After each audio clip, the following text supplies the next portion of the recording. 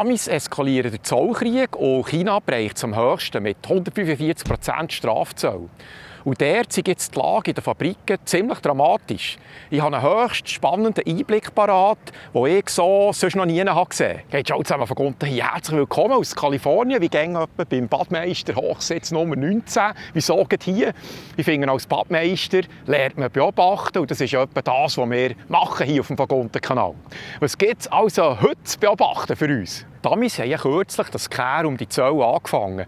Der erste Deal, und zwar mit Grossbritannien, ist jetzt im Sack. Viele andere, darunter auch die Schweiz, sind noch am Verhandeln. Übrigens, das finde ich auch wieder spannend, noch vor wenigen Tagen haben sogenannte Wirtschaftsexperten laut rumgetäupelt und gesagt, es ginge doch nicht, so Zollverhandlungen, schon nur mit einem Land, dauern mindestens ein Jahr, wenn nicht noch mehr. Der Trump hat keine Ahnung. Und jetzt scheint es halt doch irgendwie möglich zu sein. Seitens der US-Regierung hört man gerne wieder, wie wichtig das sei. Vor allem mit China müssen wir eine neue Regelung finden. Hat sich Amerika jetzt verkalkuliert? Was ich jetzt immer lese, ist, dass die USA den Zollkrieg mit China nicht gewinnen können. Ein Grund, der dafür spreche, ist, dass China nicht mehr früher 20% von ihren Exportgütern in die USA schickt, sondern noch knapp 13%. Sie sind also weniger mehr abhängig von denen. Ein anderer Punkt sei, dass die Preise für die Amis derart hochgehen, dass es das Land in eine Rezession stoßen könnte. Eine Rezession bedeutet, dass die Wirtschaft schrumpft, das heisst, die Leute konsumieren weniger, die Buden müssen ihre Belegschaft reduzieren, Arbeitslosigkeit geht auf etc. Und das ist natürlich etwas, was die Leute gar nicht gutieren.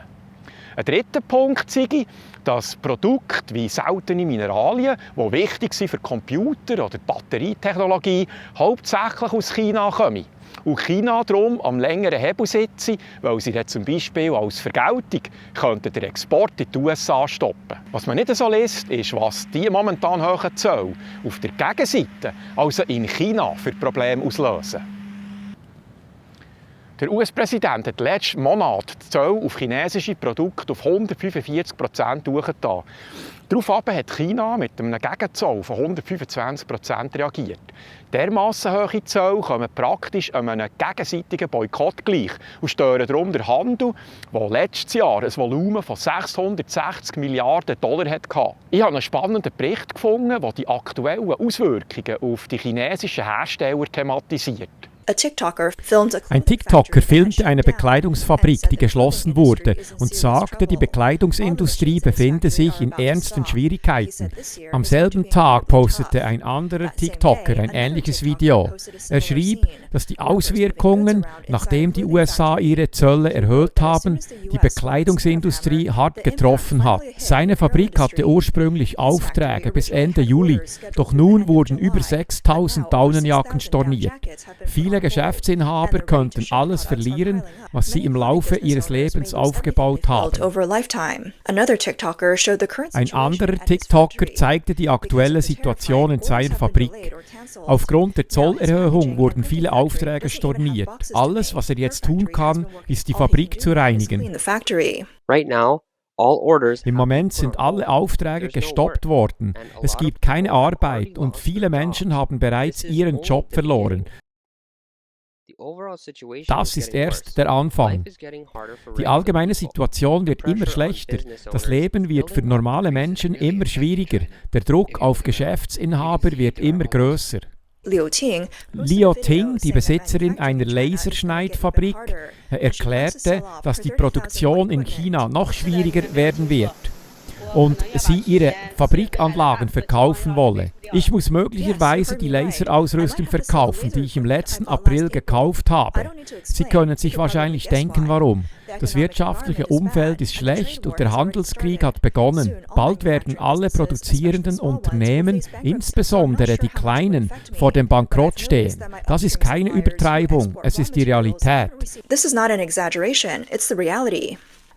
Immer mehr Unternehmen werden in Konkurs gehen, Mitarbeiter entlassen und ihre Betriebe schließen.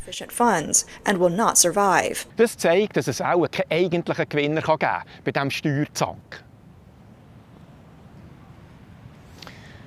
Zum Lösen von dieser verzwickten Lage haben sich jetzt Delegationen von China oder USA in der Schweiz zu ersten Gesprächen getroffen. Und zwar in der Villa vom US-Botschafter im Genfer Vorort Colonie, sagt man. Ein exklusives Viertel am Genfersee.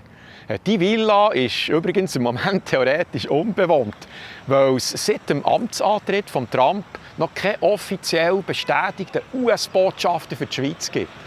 Der höchste US-Diplomat der Schweiz ist zurzeit der Bradford Bell als Chargé d'Affaires an der US-Botschaft in Bern. Aber ich schweife ab. Die AMI-Delegation wird angeführt vom obersten Finanzchef, Scott Bessent. Und er ist dort mit dem US-Handelsbeauftragten Jamieson Greer.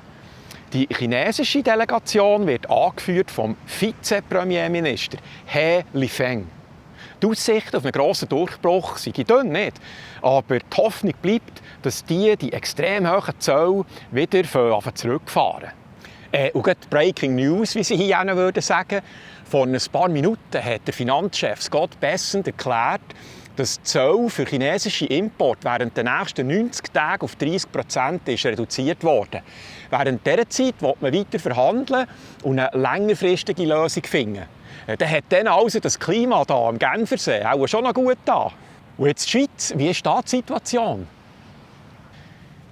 Die Schweiz hat die Gunst der Stunde clever genutzt und die Bundespräsidentin Kauer-Sutter hat sich ihrerseits mit den Amis getroffen in Genf.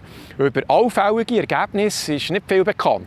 Ausser der Bemerkung der Bundesrätin, dass die Schweiz eines der nächsten Länder sein könnte, die ein neues Abkommen verkünden könnte. Die amerikanische Seite hat ganz klar gesagt, dass sie den Prozess mit der Schweiz beschleunigen will. Sie konnten zwar nicht garantieren, dass wir an zweiter Stelle sein werden, aber dass wir zu einer Gruppe von Ländern gehören, die jetzt rasch behandelt werden. Spannend ist jetzt noch die Umfrage vom Tech- und Industriebranchenverband Swissmem. Sie haben ihre 1450 Mitglieder gefragt, wie sie das treffen würden, wenn es bei diesen 31% Zoll auf Schweizer Produkte bleiben. 24% von ihren Mitgliedern haben keine bis nur leichte Auswirkungen. Grundsätzlich, weil ihre Produkte einzigartig sind und es keine Alternativen gibt für ihre US-Kunden. 32% sehen mittlere Folgen. Bei denen können wir einen Teil des Zoll auf die Verkaufspreise übertragen, aber ein Teil muss ja für Marge übernommen werden. 44% sehen starke Auswirkungen, weil die Zölle nicht auf die Kunden übertragen werden und die Gewinnmarge weniger ist als 31%. Das wäre dann also ein Verlustgeschäft. Aber eben, wir haben es ja schon ein paar Mal erwähnt. Das war ja relativ klar, dass der Tarif, den der Trump auf seiner Steintafel eingemeisselt hat, nur die Hühner aufschrecken sollte. Dass die relativ schnell nach Washington kommen, um zu unterschreiben, was die Amis eigentlich wollen von vielen Partnerländern. Dazu komme ich jetzt gerade noch. Ich bin immer noch überzeugt, noch viel wichtiger als diese effektiven Zölle ist der Trump-Regierung die Umwandlung von einem grossen Teil von ihren ausländischen Schulden in so langfristige, 100-jährige Schuldscheine mit keinem oder fast keinem Zins. Das, um den drohenden Schuldenkollaps der USA und einen Zusammenbruch des Dollars zu verhindern. Diese Zölle sind das Druckmittel, um die ausländischen Gläubiger möglichst schnell an Verhandlungstisch zu zwingen, damit man den Kuhhandel durchziehen kann. Ich habe das Thema in einem anderen Beitrag bereits schon mal aufgegriffen. Ich glaube, das war Episode 15. Bereits in diesem Jahr, 2025, müssen die Amis Zinszahlungen machen, die allein so hoch sind wie das ganze Militärbudget. Auf Englisch etwa $885 Billion. In ca. 4 Jahren werden diese Schuldzinsen wegen dem Zinseffekt noch viel höher sein. Dann werden die Schuldzinszahlungen allein höher sein als die gesamten Einnahmen der USA. Und jetzt gibt es ganz komplizierte Modelle, die erklären, was dann passieren würde. Ich musste das für mein Hirn ein bisschen vereinfachen. Aber so wie ich das vom Badmeister-Hochsitz aus sehe, gibt es im Grossen und Ganzen dann einfach noch 2 Möglichkeiten. Erstens, die USA erklären sich als zahlungsunfähig, was der Zusammenbruch des Dollar bedeuten könnte. Oder zweitens, die USA drucken das fehlende Geld, was zu einem Inflationschaos führen würde und am Schluss zum Zusammenbruch des Dollar. So nach dem Motto, was ist dir lieber, Kutteln oder Kutteln, kannst du wählen. Der erste Zolldeal gibt sie aber gemacht, und zwar mit den Engländern. Im Moment sind sie am Ausarbeiten des eigentlichen Vertrags. Es wird spannend, ob wir dann im Kleindruck etwas lesen können über so Umwandlungen von US-Schuldscheinen. Hey, voilà, dann würde ich sagen, das war es für heute. Oh, sie sind am Aufräumen, der Dreck im Zusammenräumen vom Wochenende. Ganz herzlichen Dank an die Zuschauer, die mich auch dieses Mal wieder mit einem Batzen unterstützt haben. Das freut mich natürlich mega und hilft, dass ich ein bisschen mehr Zeit investieren kann in die Beiträge. Sagt es bitte weiter, wenn ihr jemanden kennt, der solche Infos auch schätzen könnte. Und nicht vergessen, sagt mir doch, von wo ihr heute zugeschaut habt. Liebe Grüße retour. Also, merci fürs Zuschauen, bis zum nächsten Mal. Tschüss.